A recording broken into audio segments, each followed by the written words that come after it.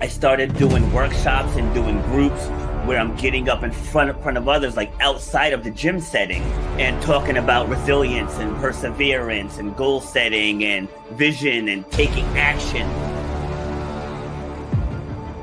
You should know what 1 hour of your time is worth. You should know the value that you bring to the marketplace. You know what your passion is.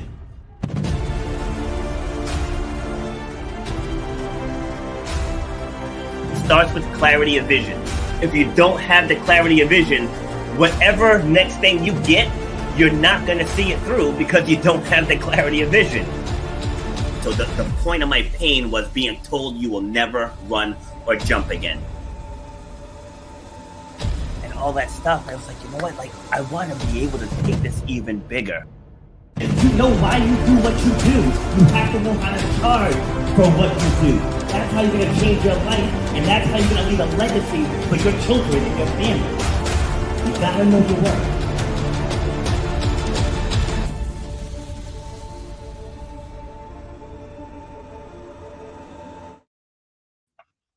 All right, how we doing, everyone? This is Rob Foster. I'm the host of Shut Up and Grind and author of a book with the same title. So now this book is about helping people to overcome past pain, whether it's PTSD, whether it's trauma, whether it's abuse, like no matter what it is, it can help you overcome.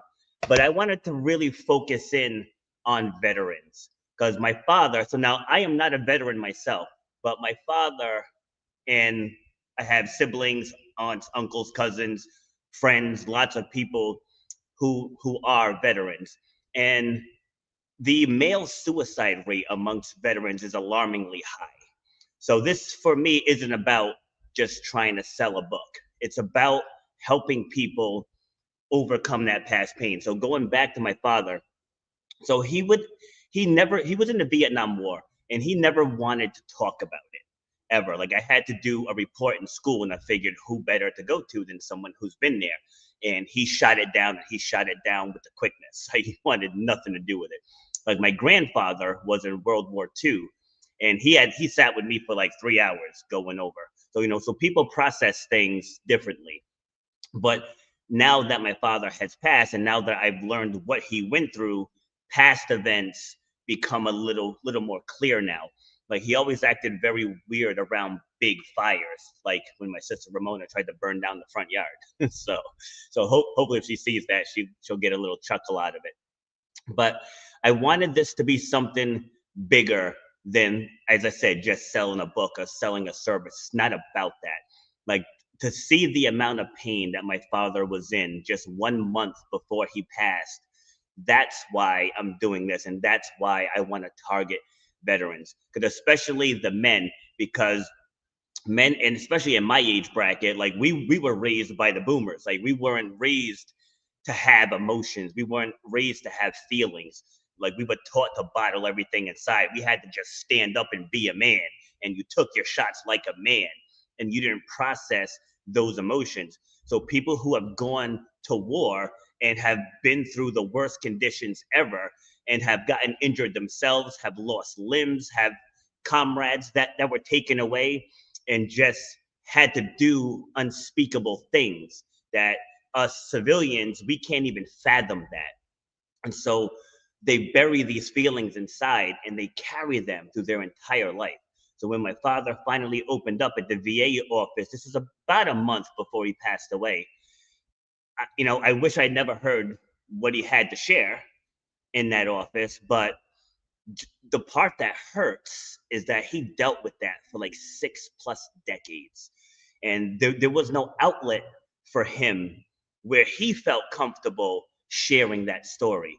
So I wanted to create a space to where veterans can come. And like I said, this isn't about me selling stuff. It's not about that. It's about creating a community. And I call it Veterans Voices, where people can come and you can have that safe space to share whatever it is that you've gone through. And if you're hurt at like a deep level to where therapy is needed, that's not what this is for. I am not a therapist. I am not a counselor, but I am someone that helps people turn pain, trauma, grief into purpose and power. as a storytelling coach, because I can help you go from what happened to how it didn't break you. Because when it comes to storytelling, a lot of times, like, people get stuck in that pain cave because they're focused on the what. It's like, this is what happened to me. And everybody goes through something at some point. But the power in the story is in the how did that not break you? And again, going back to my father, I remember he shared once he got a little tipsy at a family reunion and started spilling some beans in the pool. But he was talking about how his Humvee was attacked by the Viet Cong, and he was the only survivor. Imagine that. It's like being the only survivor. And so I was almost not a thing. Myself and my 6 siblings, it's like we were almost not a thing. If somehow, I guess, he was at the bottom and people, his fallen soldiers, were packed on top of him, he said he spent hours in that Humvee waiting to make sure that the Viet Cong soldiers were gone. But it's stories like that. Like, it took him being a little tipsy in the pool to actually tell what happened. So what my goal is with Veterans Voices is to help people, and it's not only for veterans. Like, if this speaks to you, if you've been through something, you want to tell the story, but you're just not sure how, or maybe you're afraid to revisit the what happened. But the only way to really get the golden nuggets is we have to revisit it. So going back to my father. So when he passed, there were, I want to say, about a dozen of us there with him. We had to end care for him. So I actually watched his last minute of life. And I'll never unsee that last minute. But if I stay there, if I stay in the what happened, then there's going to be no moving forward. There's going to be no healing. Like, I won't be able to get past that moment. And all I'm going to feel is sadness. And I'm going to miss all the gratitude that he left behind, the things that he built that he left behind. And my sister said, good afternoon. Plus, the military reinforced that tenfold. Absolutely. Yeah. So going back and revisiting that moment, it's like the story starts the minute after whatever happened. It's like, what did you feel? Okay, I just watched my father die, right? So the first thing I felt was, you get that grief, the loss, and that sadness. And that's okay. It's okay to feel those things. And now, one misconception, like, some people can get over things quickly, other people, it takes a lot longer. You just have to determine what your speed is. Like me, I can get over things pretty quickly. Like, the day after he passed, I had a podcast the next day. And at first I was going to cancel it, but I was like, no, I'm always preaching that you have to show up. So I showed up.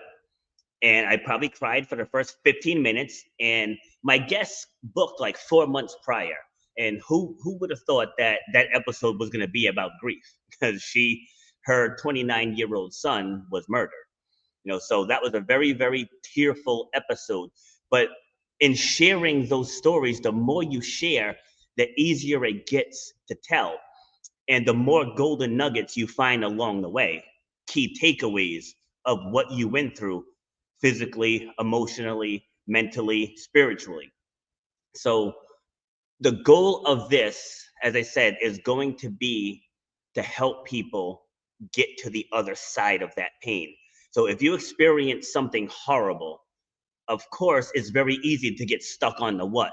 But I want to shift your focus from what happened to this did not break me.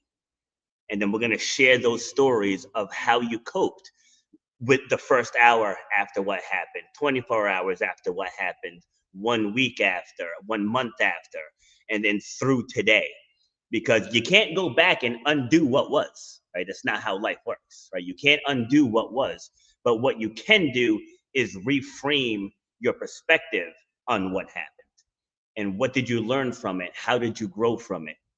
So going back to the book, right? So it's only 15 chapters, but built into those 15 chapters, there's 13 worksheets. Because like I said, this isn't about me. I mean, some of my stories are sprinkled in just to let you see how the worksheets work. Because these aren't things that I learned in a book. Like, these are things I've done. These are things that I've been through and how I was able to get to the other side of it. So It doesn't matter what you've been through, because people think that you got to find somebody else that went through what you went through to really get the understanding. And that's not true, because one thing I learned since I started podcasting is that pain is pain. It does not matter what the source of the pain is. Okay, it does not matter. So whether you just found out you had cancer, whether you just lost a limb, whether you lost someone close to you, whether you lost a job after 30 years, like when you wake up that next morning, you got to face that reality. And it doesn't matter again what happened. You got to wake up and deal with that reality. So it, again, don't think that you have to find someone that's been through exactly what you've been through. You just got to find someone who knows how to navigate pain and that can help you take what happened to you and turn it into something that can inspire other people. So, because everything with this life, you have to make it bigger than you.